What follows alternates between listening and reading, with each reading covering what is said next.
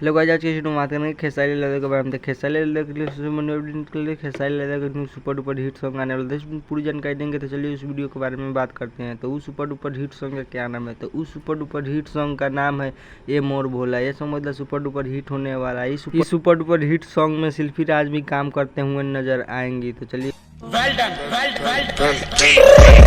I got broads in Atlanta, just to lean the family. Credit cards in the scammers, hitting the licks in the van. Legacies.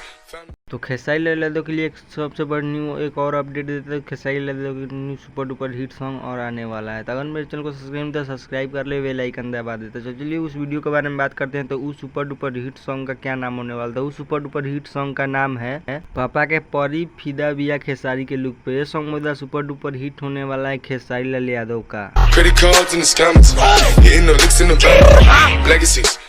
तो आप लोग comment में जरूर बताइए ये video आप लोग को कैसा लगा था। ऐसे न्यू अपडेट के लिए हमारे अगर चैनल पे नए हैं तो मेरे चैनल को लाइक और सब्सक्राइब और शेयर जरूर करें और बेल आइकन दबा दें कि ऐसे न्यू अपडेट सबसे पहले आप तक पहुंचे। तो इस सुपर डुपर हिट सॉन्ग में शिल्पी राज भी काम करते हुए नजर आएंगी। तो इस सुपर डुपर हिट सॉन्ग को आप लोग जरूर सुने। तो मिलते हैं न्यू नेक्स्ट वीडियो के साथ।